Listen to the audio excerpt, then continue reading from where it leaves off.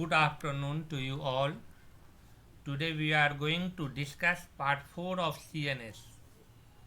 Topic being mood stabilizing drugs, also known as anti-manic drugs. Mood stabilizers are those drugs that control the mood swings in bipolar mood disorder or manic depressive disease or even in acute mania and stabilizes the mood. Now coming to the classification of mood stabilizing drugs. They have been broadly classified into five different groups. First group, example being lithium carbonate. Second group, anti-epileptic drugs. Third being typical antipsychotics. Fourth being atypical antipsychotics. And fifth one, benzodiazepine group of drugs. Examples of first group, lithium carbonate and citrate. Example of second group, valproic acid, carbamazepine, gabapentin, lamotrigine and topiramate. Examples of third group typical antipsychotics are chlorpromazine and haloperidol. Examples of atypical antipsychotics being olanzapine, risperidone, quetiapine, and clozapine. Examples of benzodiazepine group alprazolam, diazepam, clonazepam, and lorazepam. A mood stabilizer is a psychiatric pharmaceutical drug used to treat mood disorders characterized by intense and sustained mood shifts. Now coming to the next slide, mechanism of action of lithium salt. First, mechanism effects on electrolytes. Lithium can compete with and replace sodium at many sites including neurons. It affects neuronal functions resulting in its mood stabilizing effects. Second, lithium inhibits the receptor mediated activation of G proteins in the CNS. This action could be responsible for its mood stabilizing action. Third, lithium inhibits the release of norepinephrine, dopamine from the nerve terminals. Lithium also prevents the supersensitivity of the receptors induced by dopamine antagonists, examples being antipsychotic drugs. Inositol pathway is the fourth mechanism of action in which lithium inhibits the inositol monophosphatase and other enzymes and thereby inhibits the conversion of inositol triphosphate to inositol, leading to the depletion of inositol diphosphate. This results in a reduction in the formation of the second messengers IP3 and diacylglycerate, leading to a reduction in the receptor activity. Lithium selectively inhibits signal transduction in the hyperfunctioning neurons as seen in mania. Now coming to the fifth point related to mechanism of action of lithium salts. Steady state serum concentration of lithium citrate is reached in 5 to 6 days of administration of drugs. Plasma lithium concentration needs to be monitored. Decimal 5 to 1 milliequivalent per liter is the therapeutic plasma concentration. 3 to 5 milliequivalent per liter can cause fatal toxicity, a drug of low therapeutic index. Now coming to the side effects of lithium citrate or lithium carbonate. These are nausea, vomiting, delirium, edema, thirst, polyuria and tremors. Subclinical hypothyroidism is due to reversible inhibition of thyroid function. TSH should be monitored every 6 months during treatment of mania with lithium salts.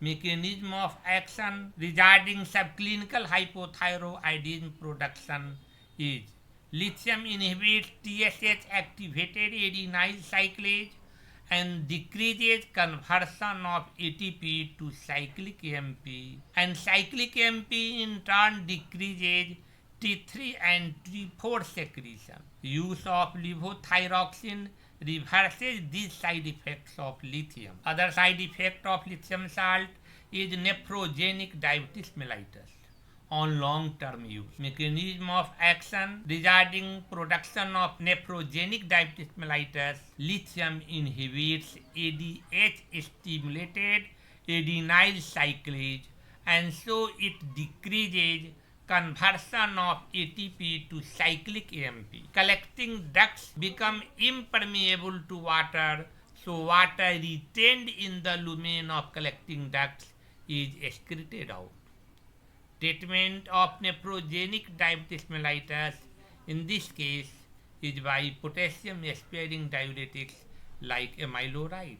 Diarrhea is the other side effect of lithium. Lithium causes and aggravates diarrhea of any origin. Diarrhea causes sodium loss, which further promotes reabsorption of lithium ion by renal tubules, that results in increase in plasma concentration of lithium, so diarrhea is further worsened. Weight gain is the another side effect of lithium salt. Now look at this diagram. It depicts the mechanism of action of lithium and as well as side effects produced by lithium. Side effects is denoted by the B portion in this diagram, whereas A denotes the one of the mechanisms of action of lithium acting on the inositol pathway. In the formation of inositol diphosphate and IP3, lithium salts inhibits or blocks conversion of IP2 to IP1 and then conversion of IP1 to inositol. So due to lesser formation of phosphatidyl inositol diphosphate, diacyl glycerate and IP3 is hampered or reduced. That results in reduction in the receptor activity. Lithium selectively inhibits signal transduction in the hyperfunctioning neurons as seen in mania. Portion B of this diagram depicts that lithium inhibits adenyl cyclase enzyme, which is required for conversion of ATP to cyclic AMP. So on prolonged use of lithium, subclinical hypothyroidism occurs because low cyclic AMP decreases T3 and T4 secretion. Secondly, same mechanism of lithium salts is also responsible for production of nephrogenic diabetic insipidus. Now coming to the therapeutic usage of lithium salts. These are prophylaxis of bipolar mood disorders as well as treatment of bipolar mood disorders. Acute mania, depression and leukopenia, especially chemotherapy-induced leukopenia as in the patients suffering from cancers. Lithium increases total leukocyte count. Here are some examples of mood stabilizers. First being valproate. It increases brain GABA levels, modulates glutamate, risk of pancreatitis and liver failure as a side effect. Drug interactions increases levels of drug metabolite through glucuronidation. Example being lamotrigine and lorazepam. Pregnancy having teratogenic effects on use of valproate. This teratogenic effect is neural tube defects. Other drug being lamotrigine. It inhibits sodium channels, stabilizes neuronal membranes, modulates glutamate. These are the mechanism of actions. And side effect risk of Stevens-Johnson syndrome event being 3 per 1000 cases. Coming to the next drug, carbamazepine.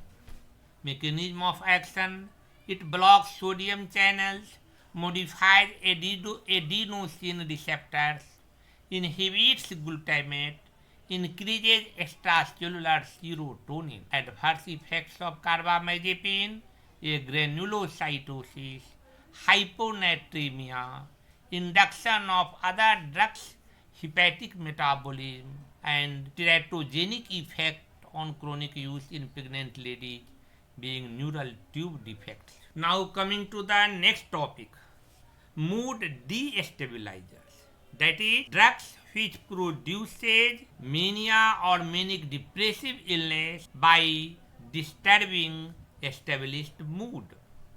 These drugs are many psychotropics and non-psychotropic drugs affect mood. Examples being isoniazid produces mania, prednisolone produces mania, psychosis or depression, acyclovir produces psychosis, hydroxychloroquine produces psychosis, mania, depression and anxiety, cycloserine produces agitation, depression, psychosis.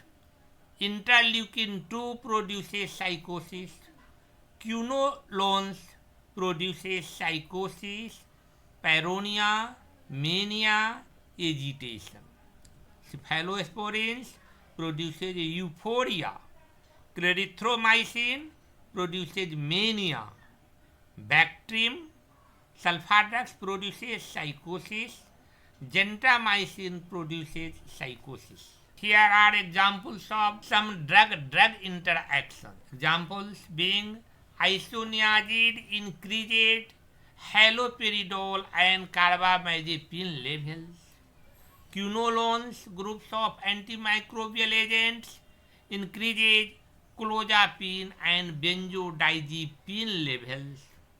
Erythromycin, clarithromycin increases buspar and clozaril levels. Now we will discuss in brief some important points of today's lecture. In this slide, it has been shown that lithium has three main different sites of action. First, at the brain structure. Second, at the level of neurotransmitter modulation.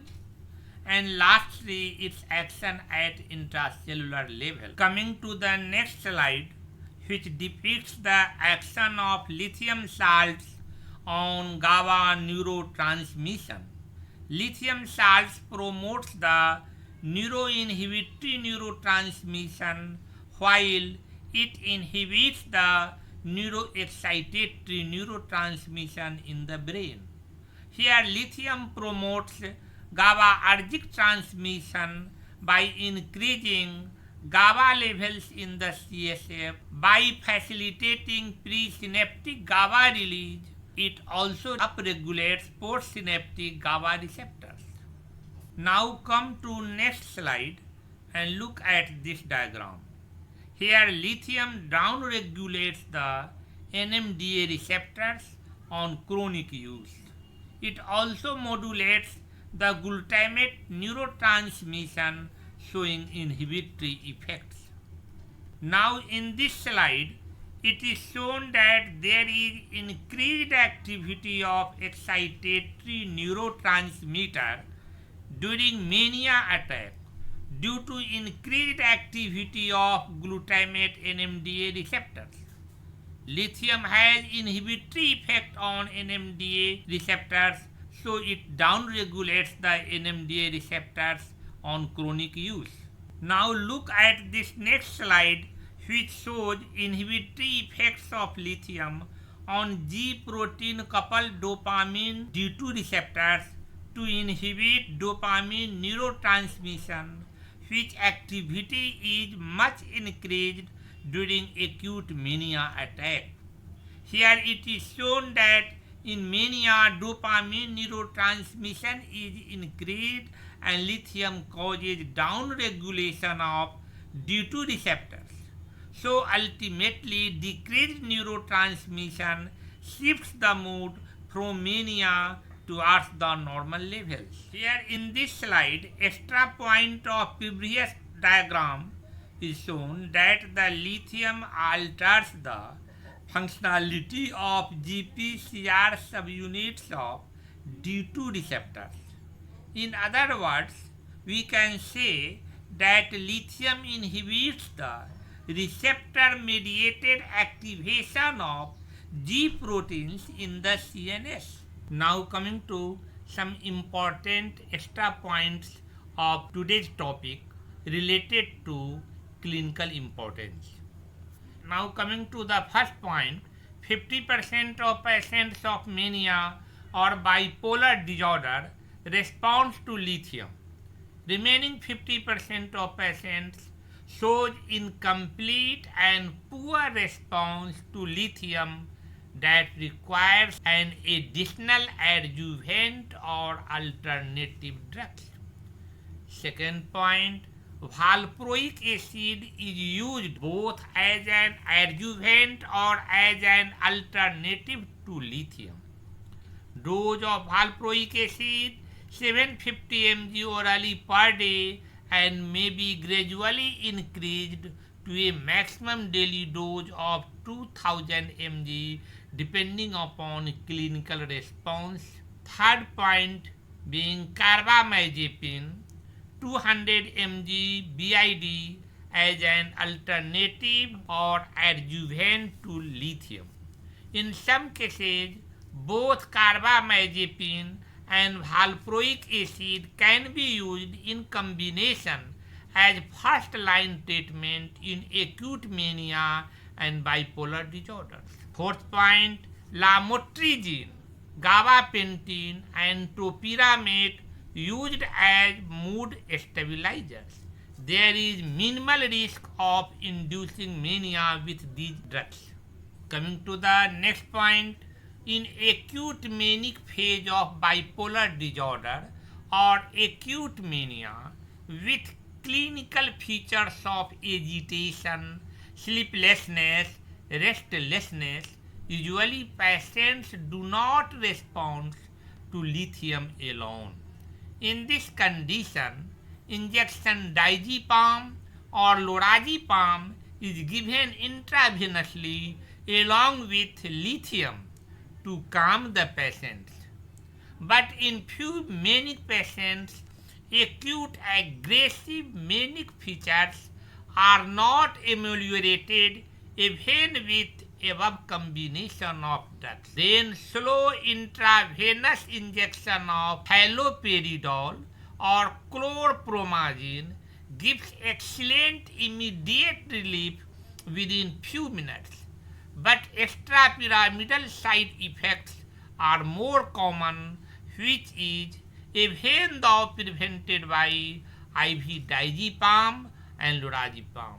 Centrally acting anticholinergics like trihexyphenidyl and promethazine can be added. Atypical antipsychotics like olanzapine palmitate intramuscular injection is nowadays preferred to classic antipsychotic drugs like haloperidol and chlorpromazine because of least extrapyramidal side effects. Thank you to you all.